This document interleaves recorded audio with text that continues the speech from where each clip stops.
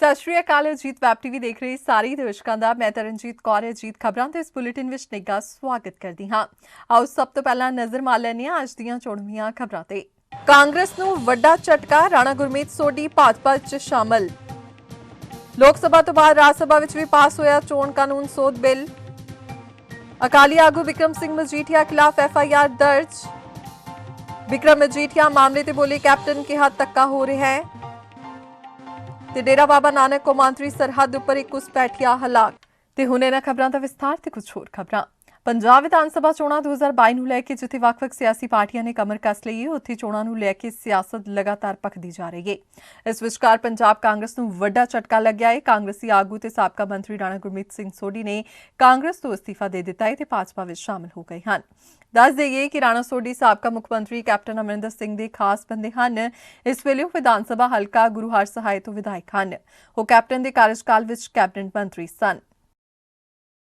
आज जो मैंने निर्णय लिया है वो मैं ये सोचता हूं कि पंजाब के हित में और पंजाब में जो इस वक्त जो कि एक बॉर्डर स्टेट है और जिसमें पीस और कम्युनल हार्मोनी में एक इतना बड़ा खतरा पैदा हो रहा है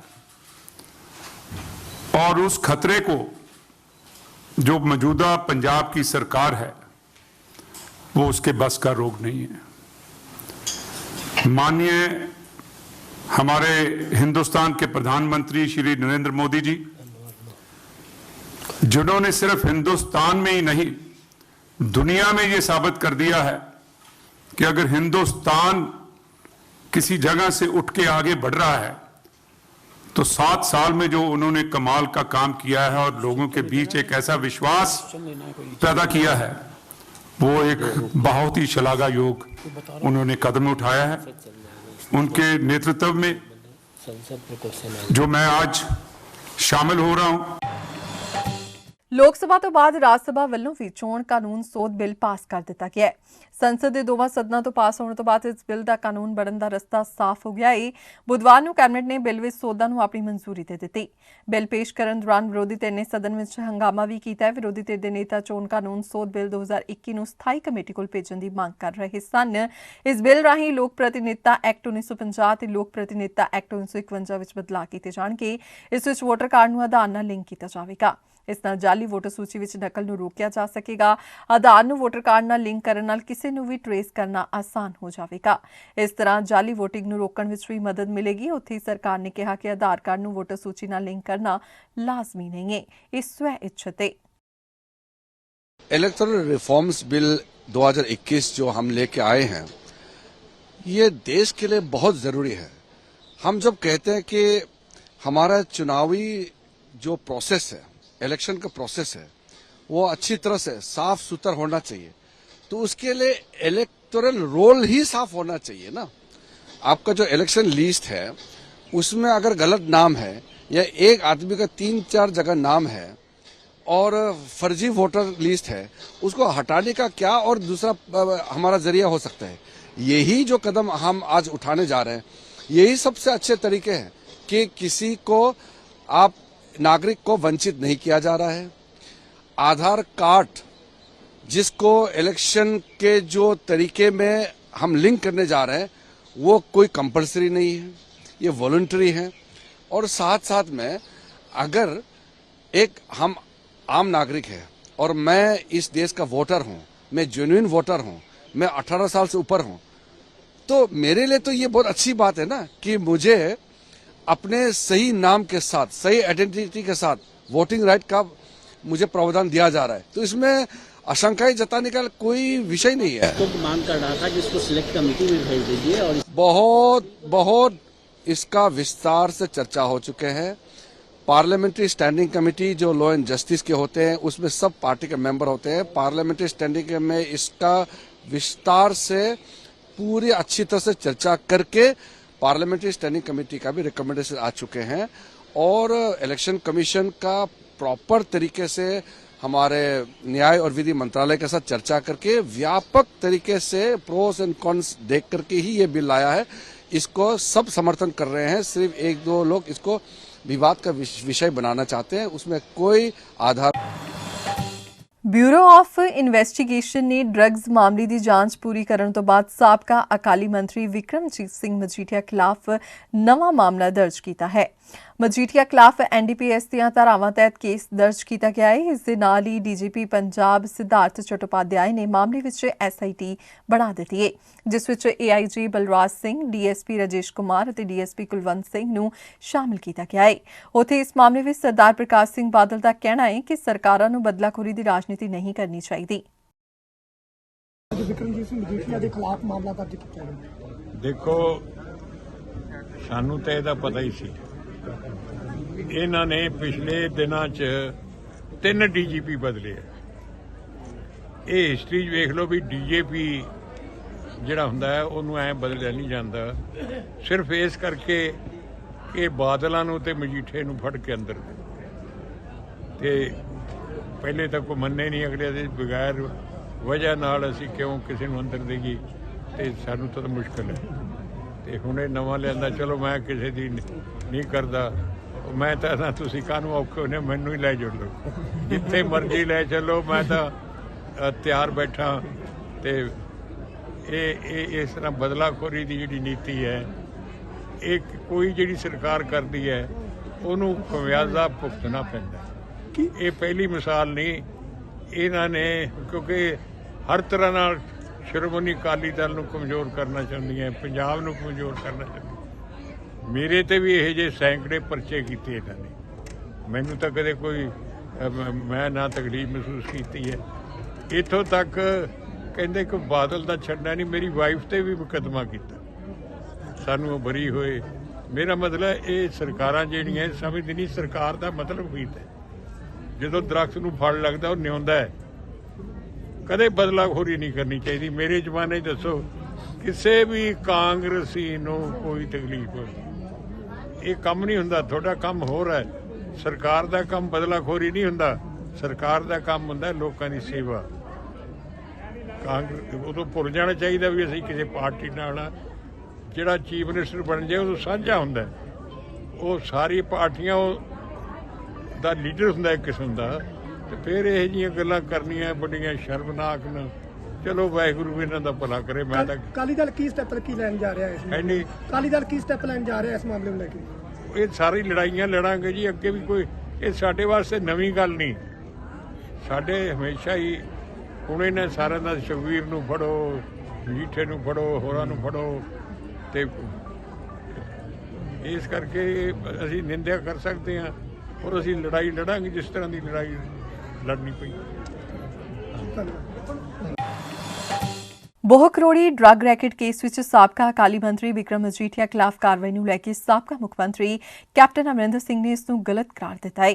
ਕੈਪਟਨ ਨੇ ਕਿਹਾ ਹੈ ਕਿ ਕਾਂਗਰਸ ਅੱਜ ਧੱਕਾ ਕਰ ਰਹੀ ਹੈ, ਮਜੀਠੀਆ ਤੇ ਗਲਤ ਕੇਸ ਦਰਜ ਕੀਤਾ ਗਿਆ ਹੈ, ਇਹ ਦੁਸ਼ਮਣੀ ਕੱਢੀ ਜਾ ਰਹੀ ਹੈ, ਕਾਨੂੰਨ ਦੀ ਪਾਲਣਾ ਨਹੀਂ ਕੀਤੀ ਗਈ। ਕਾਂਗਰਸ ਨੇ ਮੇਰੇ ਨਾਲ ਵੀ ਧੱਕਾ ਕੀਤਾ ਹੈ।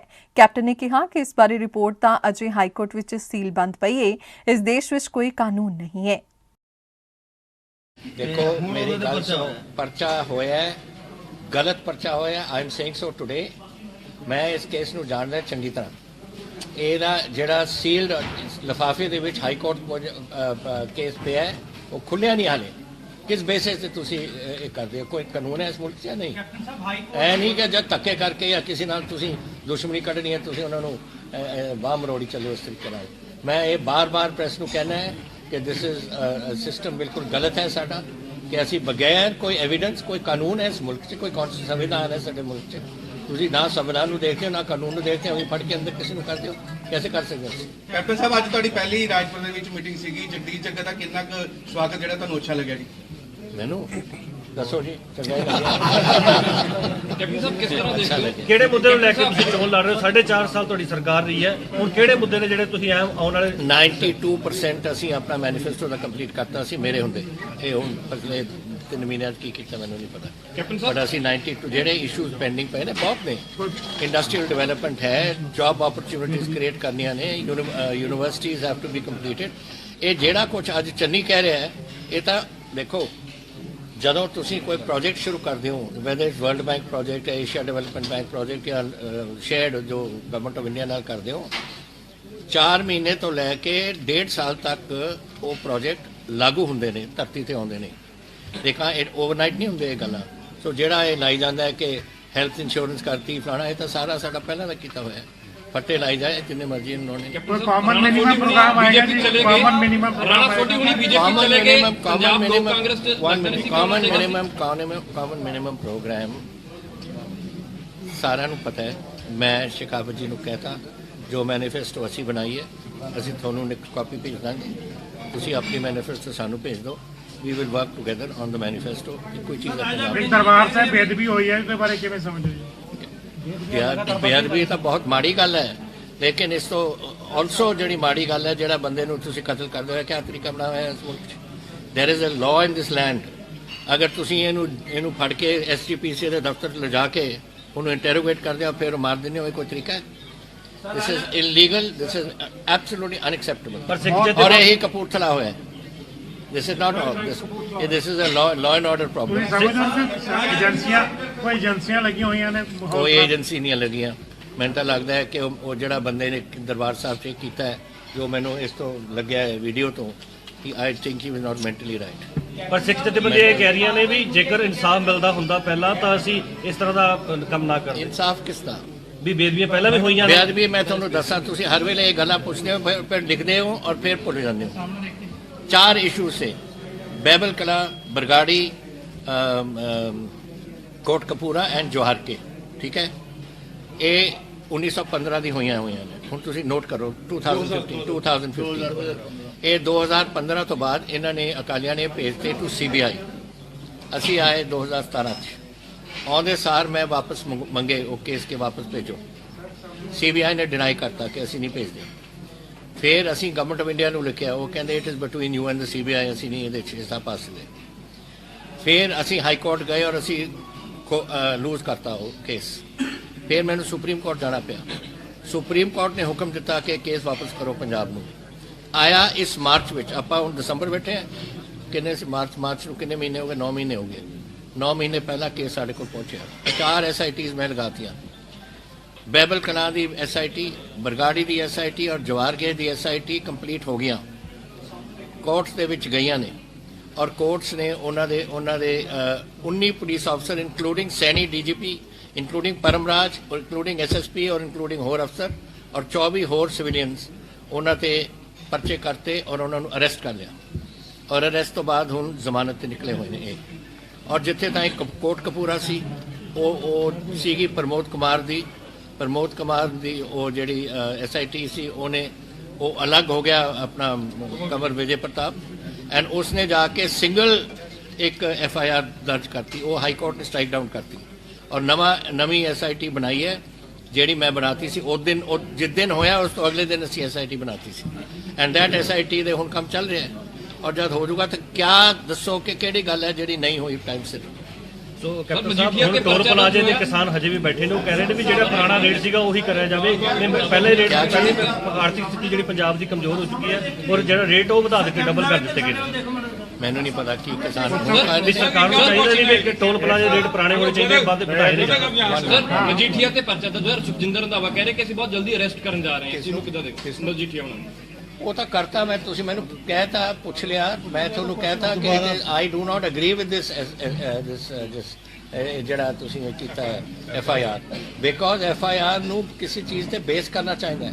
Is there some criminal activity? ਤੁਹਾਡੇ ਕੋਲ ਐਵੀਡੈਂਸ ਹੈ? ਅਗਰ ਐਵੀਡੈਂਸ ਹੈ ਭਰੋ।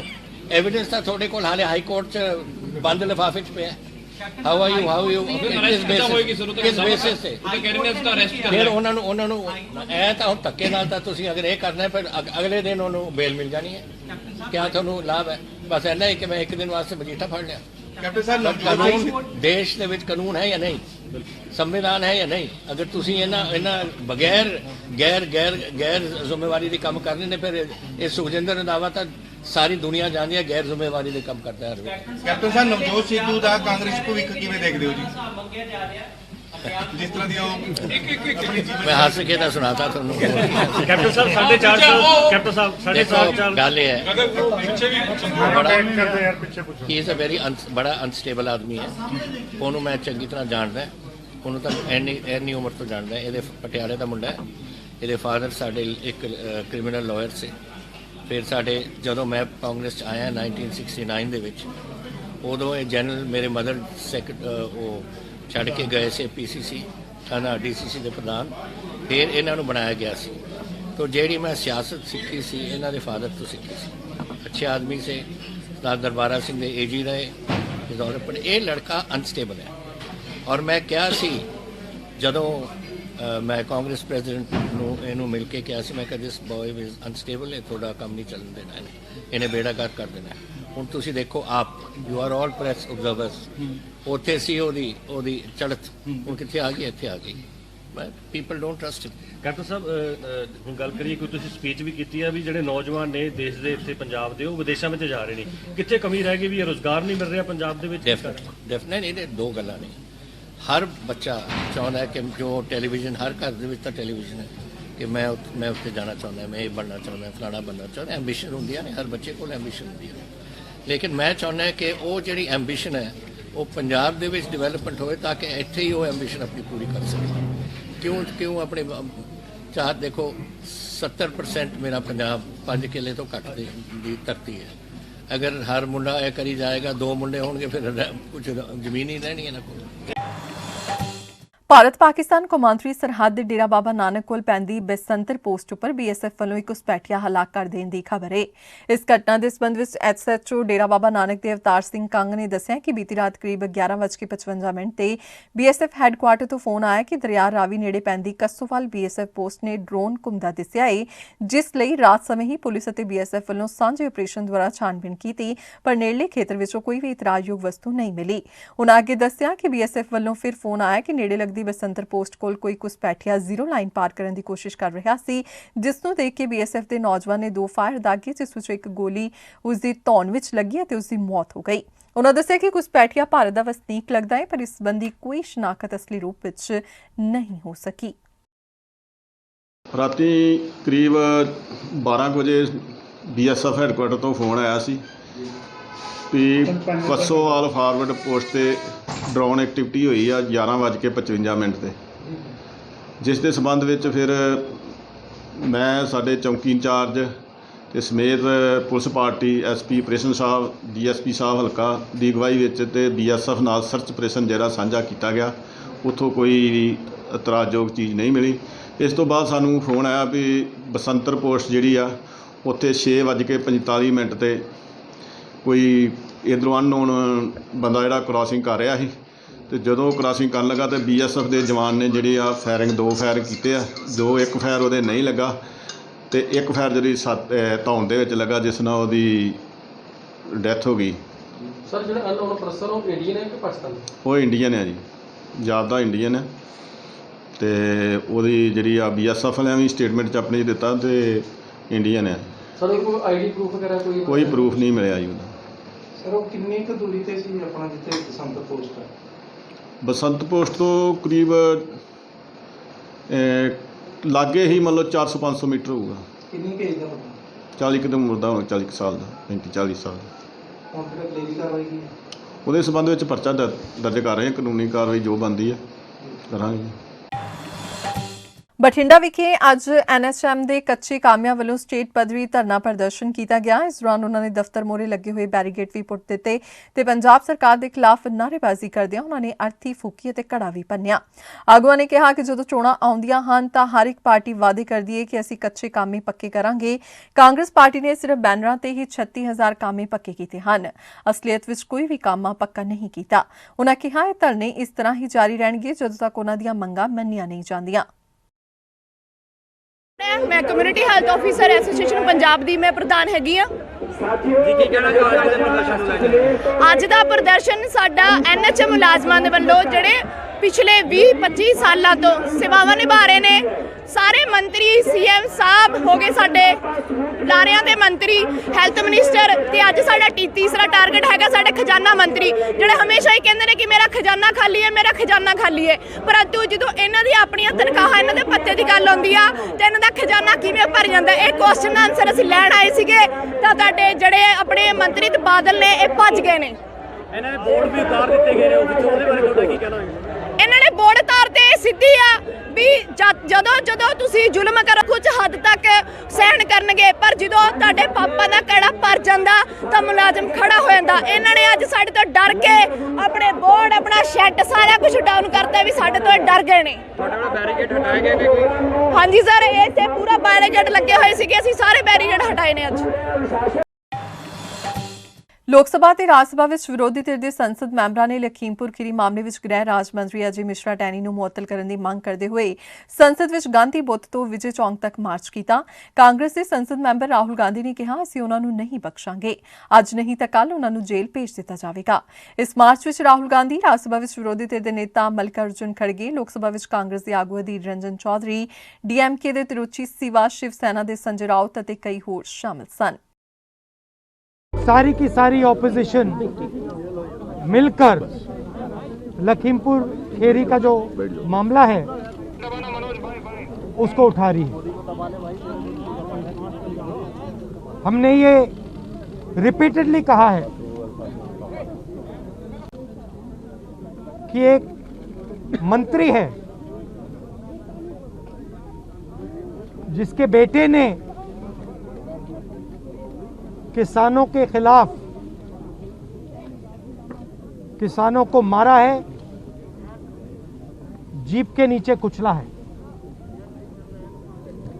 रिपोर्ट आई है कि ये एक कंस्पिरेसी है, ये एक आइसोलेटेड इंसिडेंट नहीं है। प्रधानमंत्री उस मंत्री के बारे में कुछ नहीं करते हैं। मैं जानता हूं कि जैसे ही मैं यहाँ ये बोलना बंद करूंगा, आप लोग कोई ना कोई दूसरे सवाल पूछोगे अटेंशन डाइवर्ट करने के लिए।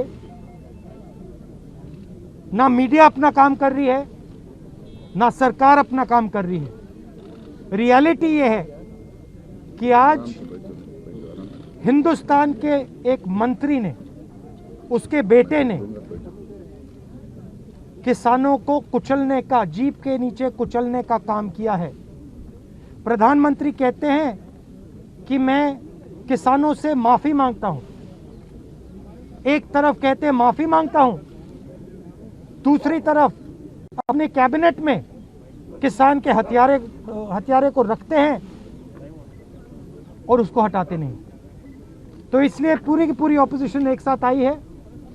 हम ये मैसेज देना चाहते हैं कि जो किसानों के खिलाफ, हिंदुस्तान की आम जनता के खिलाफ किया जा रहा है, उसको हम एक्सेप्ट नहीं करेंगे।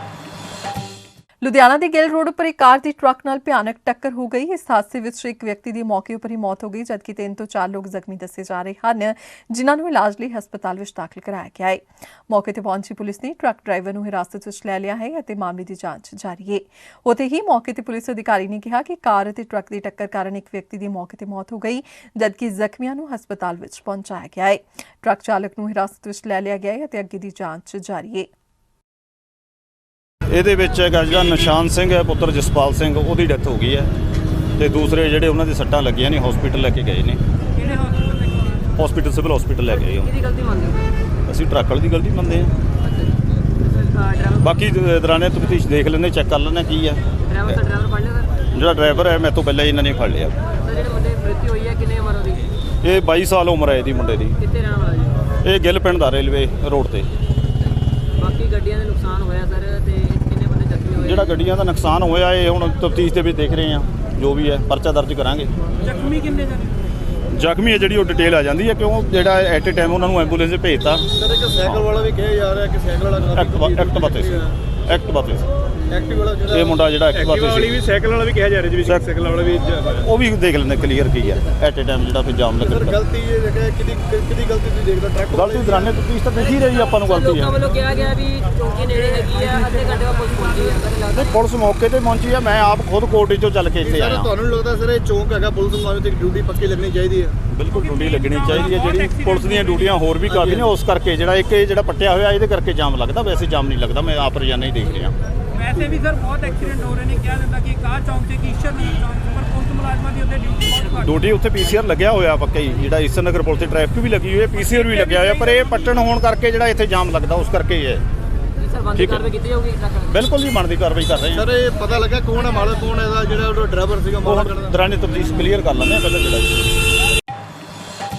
ਫਗਵਾੜਾ ਦੀ ਸੀਆਈਏ ਸਟਾਫ ਨੇ ਚੈਕਿੰਗ ਦੌਰਾਨ ਮੋਟਰਸਾਈਕਲ ਸਵਾਰ 2 ਨੌਜਵਾਨਾਂ ਨੂੰ ਰੋਕਿਆ ਤੇ ਸ਼ੱਕ ਦੇ ਆਧਾਰ ਤੇ ਜਦੋਂ ਉਹਨਾਂ ਦੀ ਤਲਾਸ਼ੀ ਲਈ ਤਾਂ ਉਹਨਾਂ ਪਾਸੋਂ 2 ਪਿਸਟਲ, 9 ਜ਼ਿੰਦਾ ਰੌਂਦ, 32 ਬੋਰ ਅਤੇ 20 ਗ੍ਰਾਮ ਹੈਰੋਇਨ ਬਰਾਮਦ ਹੋਈ, ਜਿਸ ਤੋਂ ਬਾਅਦ ਪੁਲਿਸ ਨੇ ਇਹਨਾਂ ਦੋਨਾਂ ਨੌਜਵਾਨਾਂ ਨੂੰ ਗ੍ਰਿਫਤਾਰ ਕਰ ਲਿਆ ਹੈ। ਗ੍ਰਿਫਤਾਰ ਹੋਏ ਦੋਸ਼ੀਆਂ ਦੀ ਪਛਾਣ ਪ੍ਰਦੀਪ ਸਿੰਘ ਪੁੱਤਰ ਸੁਰਜੀਤ ਸਿੰਘ ਵਾਸੀ ਰਟੈਂਡਾ ਥਾਣਾ ਮੁਕੰਦਪੁਰ ਅਤੇ ਜਸਬੀਰ ਸਿੰਘ ਉਰਫ ਛੋਟਾ ਬੁੱਗਾ ਪੁੱਤਰ ਬਲਬੀਰ ਸਿੰਘ ਵਾਸੀ ਨਿਹਾਣਾ ਜੱਟਾ ਥਾਣਾ ਰਾਵਲਪਿੰਡੀ ਵਜੋਂ ਹੋਈ ਹੈ। ਸੀਆਈਏ ਸਟਾਫ ਫਗਵਾੜਾ ਦੇ ਇੰਚਾਰਜ ਸਿਕੰਦਰ ਸਿੰਘ ਵਿਰਕ ਨੇ ਦੱਸਿਆ ਕਿ ਫੜੇ ਗਏ ਨੌਜਵਾਨਾਂ ਖਿਲਾਫ ਪਹਿਲਾਂ ਤੋਂ ਵੀ ਵੱਖ-ਵੱਖ ਥਾਣਿਆਂ ਵਿੱਚ ਮਾਮਲੇ ਦਰਜ ਹੋ ਚੁੱਕੇ ਹਨ, ਜੋ ਕਿ ਸੁਪਾਰੀ ਨੂੰ ਲੈ ਕੇ ਕਤਲ ਕਰਦੇ ਹਨ। ਫਿਲਹਾਲ ਪੁਲਿਸ ਮਾਮਲੇ ਦੀ ਅਗਲੇਰੀ ਜਾਂਚ ਕਰ ਰਹੀ ਹੈ।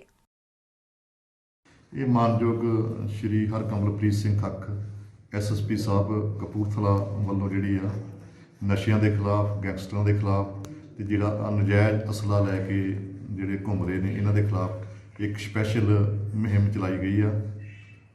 ਉਸ ਤਹਿਤ ਸਾਨੂੰ ਇੱਕ ਵੱਡੀ ਕਾਮਯਾਬੀ ਮਿਲੀ ਕਿ ਬੜੌਂਗਾ ਗੈਂਗ ਜੋ Phillaur area, Goraya, Nawanshahr area operate ਕਰਦਾ ਆ, ਕਾਫੀ ਇਹਨਾਂ ਦੇ ਖਿਲਾਫ ਮੁਕੱਦਮੇ ਦਰਜ ਨੇ।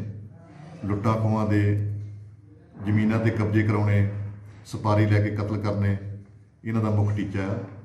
ਇਹਦੇ 2 ਮੈਂਬਰ ਅਸੀਂ ਜਿਹੜੇ ਉਹ ਗ੍ਰਿਫਤਾਰ ਕੀਤੇ ਆ। ਇੱਕ ਤਾਂ ਜਸਬੀਰ ਸਿੰਘ ਏਰੀਆ ਛੋਟਾ ਬੁੱਗਾ, ਇਹ ਹੈਗਾ ਹਰਿਆਣਾ ਜੱਟਾਂ ਦਾ ਰਹਿਣ ਵਾਲਾ ਆ। ਦੂਸਰਾ ਪ੍ਰਦੀਪ ਸਿੰਘ, ਇਹ ਰਟੈਂਡੇ ਦਾ ਰਹਿਣ ਵਾਲਾ ਆ। ਇਹਨਾਂ ਦੇ ਖਿਲਾਫ ਕਾਫੀ ਮੁਕੱਦਮੇ ਦਰਜ ਨੇ। ਇਹਨਾਂ ਦੇ ਅਸੀਂ ਭੋਗਪੁਰ ਲਾਗੇ ਇਹਨਾਂ ਨੂੰ ਜਿਹੜਾ ਉਹ ਗ੍ਰਿਫਤਾਰ ਕੀਤਾ, GNA ਯੂਨੀਵਰਸਿਟੀ ਲਾਗੇ।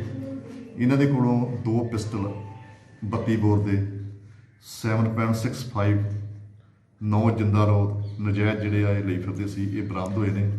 20 ਗ੍ਰਾਮ ਇਹਨਾਂ ਕੋਲ ਹੈਰੋਇਨ ਬਰਾਮਦ ਹੋਈ ਹੈ ਜੀ। ਸੰਦੀਪ ਫਗਵਾੜੇ ਵੀ ਇਹਨਾਂ ਨੇ ਕੋਈ ਵਾਰਦਾਤ ਕੀਤੀ ਹੈ? ਨਹੀਂ, ਹਾਲੇ ਇਹ ਵਾਰਦਾਤ ਕਰਨ ਦੀ ਤਾਂਘ ਦੇ ਵਿੱਚ ਸੀਗੇ, ਜਿਹੜੇ ਅਸੀਂ ਪਹਿਲੋਂ ਹੀ ਇਹਨਾਂ ਨੂੰ ਦਬੋਚ ਲਿਆ। ਇਸ ਕਰਕੇ ਜਿਹੜਾ ਹੈ ਵਾਰਦਾਤ ਤੋਂ ਜਿਹੜਾ ਹੈ। ਇਹ ਕਿਸ ਚੀਜ਼ ਤੇ ਫੜੇ ਗਏ ਜੀ ਮੌਕੇ ਦੇ ਉੱਤੇ? ਇਹ ਮੋਟਰਸਾਈਕਲ ਤੇ ਸੀਗੇ 2 ਜਣੇ, ਹੀਰੋ ਹੋਂਡਾ ਮੋਟਰਸਾਈਕਲ ਸੀਗਾ, ਉੱਤੇ ਸਵਾਰ ਸੀ 2 ਜਣੇ। ਜਿਹੜਾ ਇਹਨਾਂ ਕੋਲ ਨਸ਼ਾ ਬਰਾਮਦ ਹੋਇਆ ਕਿ ਨਸ਼ੇ ਦਾ ਕਾਰੋਬਾਰ ਕਰਦੇ ਆ ਜਾਂ ਨਸ਼ੇ ਦੇ ਆਦੀ ਹੈ? ਇਹ ਨਸ਼ਾ ਵੇਚਦੇ ਵੀ ਆ ਤੇ ਨਸ਼ਾ ਪੀਂਦੇ ਵੀ ਆ। ਜਿਹੜਿਆਂ ਕੋਲ ਪਿਸਟਲ ਫੜੇ ਉਹਨਾਂ ਨੇ ਮੌਕੇ ਤੇ ਦੱਸਿਆ ਇਹਨਾਂ ਨੇ ਵੀ ਕੀ ਹੈ, ਕੋਈ ਵਾਰਦਾਤ ਕਰਨ ਚੱਲੇ ਸੀ, ਕੀ ਮਾਮਲਾ ਆਇਆ ਸਾਰਾ ਸਾਹਮਣੇ? ਇਹ ਪਿਸਟਲ ਇਹ ਗੈਂਗਵਾਰ ਦੇ ਵਿੱਚ ਜ਼ਿਆਦਾ ਸ਼ਾਮਲ ਰਹਿੰਦੇ ਨੇ। ਇਹਨਾਂ ਨੇ ਨਾ ਜਿੱਦਾਂ ਗੈਂਗ ਬਣਾਉਂਗਾ, ਗੈਂਗ ਬਣਿਆ ਹੋਇਆ, ਉਹਦੇ ਮੈਂਬਰ ਨੇ। ਇਹਨਾਂ ਨੇ ਪਿਸਟਲ ਇਸੇ ਕਰਕੇ ਲਿਆਂਦੇ ਆ। ਇਹ ਲਾਇਸੈਂਸ ਕਿ ਨਹੀਂ, ਲਾਇਸੈਂਸ ਹੀ ਨਹੀਂ ਹੈਗੇ, ਇਹ 2 ਨੰਬਰ ਦੇ ਹੀ ਆ। ਤੇ ਜਿਹੜਾ ਮੋਟਰਸਾਈਕਲ ਉਹਨਾਂ ਦਾ ਇਹਨਾਂ ਦਾ ਆਪਣਾ ਹੈ? ਇਹ ਮੋਟਰਸਾਈਕਲ ਬਾਰੇ ਤਫਤੀਸ਼ ਕਰਦੇ ਆ, ਕਿਹਦਾ ਮੋਟਰਸਾਈਕਲ ਆ, ਤਫਤੀਸ਼ ਪਤਾ ਲੱਗ ਜਾਏ ਕਿਹਦਾ। ਤੇ ਕਾਰਤੂਸ ਵਗੈਰਾ ਜਿੰਦੇ ਕਿੰਨੇ ਮਿਲੇ? ਕੋਈ 9 ਜਿੰਦਾ ਕਾਰਤੂਸ ਮਿਲੇ ਨੇ। ਤੇ ਪਤਾ ਲੱਗਾ ਅਸਲਾ ਕਿੱਥੋਂ ਲਿਆ ਸੀ?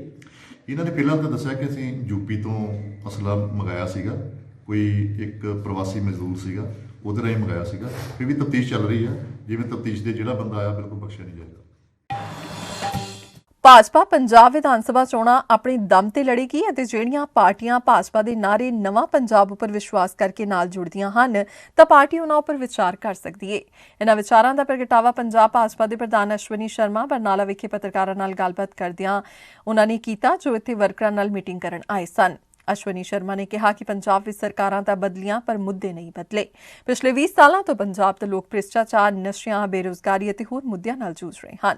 ਇਸ ਲਈ ਹੁਣ ਪੰਜਾਬ ਦੇ ਲੋਕਾਂ ਨੂੰ ਸਿਰਫ ਭਾਜਪਾ ਉੱਪਰ ਹੀ ਵਿਸ਼ਵਾਸ ਹੈ ਕਿ ਭਾਜਪਾ ਦੀ ਸਰਕਾਰ ਬਣਨ ਤੇ ਸੂਬੇ ਨੂੰ ਭ੍ਰਿਸ਼ਟਾਚਾਰ ਮੁਕਤ, ਨਸ਼ਾ ਮੁਕਤ, ਨੌਜਵਾਨਾਂ ਨੂੰ ਰੋਜ਼ਗਾਰ ਦੇ ਮੌਕੇ, ਔਰਤਾਂ ਨੂੰ ਸੁਰੱਖਿਆ ਅਤੇ ਛੋਟੇ ਵਪਾਰੀਆਂ ਤੇ ਇੰਡਸਟਰੀ ਨੂੰ ਵਧੀਆ ਵਾਤਾਵਰਣ ਦੇ ਮੌਕੇ ਪ੍ਰਦਾਨ ਹੋਣਗੇ। ਪਹਿਲੀ ਗੱਲ ਲੋਕ ਕਿਵੇਂ ਭਰੋਸਾ ਕਰਨਗੇ? ਕੁੱਲ बीजेपी के अलावा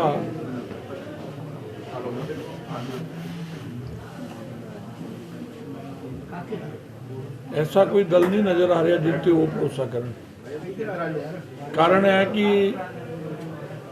पंजाब के अंदर लगातार सत्ता का परिवर्तन होता रहा, लेकिन व्यवस्थावां नहीं बदलियां। सरकारां बदलियां, पार्टियां दे नाम बदले, पर लोगों के जीवन स्तर के अंदर कोई अंतर नहीं आया। जिहड़े मुद्दे अज तो 20 साल पहला सी उही मुद्दे अज है। इस करके बीजेपी ते विश्वास पर करन दा कारण है। लोगों नूं लगदा है, पंजाबियों नूं लगदा है कि बीजेपी दी केंद्र सरकार दा जिहड़ा रिकॉर्ड है ਕਿ ਜੋ ਕਿਹਾ ਉਹ ਕੀਤਾ, ਉਹ ਅੱਜ ਪੰਜਾਬ ਦੇ ਅੰਦਰ ਵੀ ਬੀਜੇਪੀ ਦੀ ਤਾਕਤ ਬਣੇਗਾ। ਤੁਸੀਂ ਆਪੇ ਦੇਖੋ ਕਿ ਅਗਰ ਬੀਜੇਪੀ ਇਹ ਗੱਲ ਕਹੇਗੀ ਕਿ ਭ੍ਰਿਸ਼ਟਾਚਾਰ ਮੁਕਤ ਪੰਜਾਬ ਬਣਾਵਾਂਗੇ, ਲੋਕੀ ਵਿਸ਼ਵਾਸ ਕਰਨਗੇ। ਬੀਜੇਪੀ ਅਗਰ ਇਹ ਕਹੇਗੀ ਕਿ ਨਸ਼ੇ ਤੋਂ ਮੁਕਤ ਪੰਜਾਬ ਬਣਾਵਾਂਗੇ ਤੇ ਲੋਕੀ ਵਿਸ਼ਵਾਸ ਕਰਨਗੇ। ਅਗਰ ਬੀਜੇਪੀ ਇਹ ਗੱਲ ਕਰਦੀ ਹੈ ਕਿ ਨਵੀਆਂ ਨੌਕਰੀਆਂ ਦਾ ਨੌਜਵਾਨਾਂ ਲਈ ਸਿਰਜਣ ਕਰਾਂਗੇ ਤੇ ਵਿਸ਼ਵਾਸ ਕੀਤਾ ਜਾਏਗਾ। ਹੋਰ ਕਿਸੇ ਦਲ ਤੇ ਵਿਸ਼ਵਾਸ ਨਹੀਂ ਕਰ ਸਕਦੇ।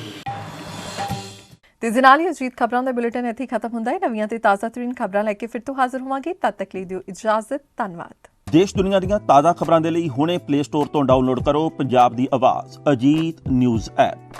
ਹੁਣ ਤੁਹਾਡਾ ਆਪਣਾ ਅਜੀਤ ਹਰ ਸੋਸ਼ਲ ਮੀਡੀਆ ਪਲੇਟਫਾਰਮ ਦੇ ਉੱਤੇ ਉਪਲਬਧ ਹੈ। ਫੇਸਬੁੱਕ ਦੇ ਉੱਤੇ ਹੁਣੇ ਲਾਈਕ ਤੇ ਫੋਲੋ ਕਰੋ ਅਜੀਤ ਦਾ ਅਫੀਸ਼ੀਅਲ ਪੇਜ ਡੇਲੀ ਅਜੀਤ, ਤੇ ਹਾਂ ਨਾਲ ਹੀ ਦੋਸਤਾਂ ਨੂੰ ਪੇਜ ਲਾਈਕ ਕਰਨ ਦੇ ਲਈ ਇਨਵਾਈਟ ਕਰਨਾ ਨਾ ਭੁੱਲਣਾ। ਇੰਨਾ ਹੀ ਨਹੀਂ, ਹਿੰਦੀ ਦੇ ਵਿੱਚ ਖਬਰਾਂ ਵਾਸਤੇ ਲਾਈਕ ਤੇ ਫੋਲੋ ਕਰੋ ਸਾਡਾ ਫੇਸਬੁੱਕ ਪੇਜ ਅਜੀਤ ਸਮਾਚਾਰ ਹਿੰਦੀ। YouTube ਦੇ ਉੱਤੇ ਵੀਡੀਓ ਖਬਰਾਂ ਦੇਖਣ ਦੇ ਲਈ ਹੁਣੇ ਸਬਸਕ੍ਰਾਈਬ ਕਰੋ ਅਜੀਤ ਦਾ official YouTube channel Ajit web TV. ਤੁਹਾਡਾ ਆਪਣਾ ਅਜੀਤ ਹੁਣ ਟਵਿੱਟਰ ਤੇ ਇੰਸਟਾਗ੍ਰਾਮ ਦੇ ਉੱਤੇ ਵੀ ਉਪਲਬਧ ਹੈ। ਟਵਿੱਟਰ ਦੇ ਉੱਤੇ ਖਬਰਾਂ ਦੇ ਲਈ ਫੋਲੋ ਕਰੋ ਡੇਲੀ ਅਜੀਤ, ਤੇ ਇੰਸਟਾਗ੍ਰਾਮ ਦੇ ਉੱਤੇ ਖਬਰਾਂ ਦੇ ਨਾਲ ਵੀਡੀਓ ਦੇਖਣ ਦੇ ਲਈ ਫੋਲੋ ਕਰੋ ਬਲੂ ਟਿਕ ਵਾਲਾ ਸਾਡਾ ਅਫੀਸ਼ੀਅਲ ਚੈਨਲ ਡੇਲੀ ਅਜੀਤ। ਇੰਨਾ ਹੀ ਨਹੀਂ, ਅਜੀਤ ਦੇ ਵੀਡੀਓ ਹੁਣ ਤੁਸੀਂ ਐਪਲ ਟੀਵੀ ਦੇ ਉੱਤੇ ਵੀ ਵੇਖ ਸਕਦੇ ਹੋ, ਤੇ ਨਾਲ ਹੀ ਅਜੀਤ ਅਖਬਾਰ ਦਾ ਡਿਜੀਟਲ ਐਡੀਸ਼ਨ ਪੜ੍ਹਨ ਦੇ ਲਈ ਡਾਊਨਲੋਡ ਕਰੋ ਅਜੀਤ ਈ-ਪੇਪਰ ਐਪ। ਤੁਹਾਡਾ ਆਪਣਾ ਭਰੋਸੇਯੋਗ ਚੈਨਲ, ਤੁਹਾਡੀ ਆਪਣੀ ਆਵਾਜ਼, ਪੰਜਾਬ ਦੀ ਆਵਾਜ਼ ਅਜੀਤ।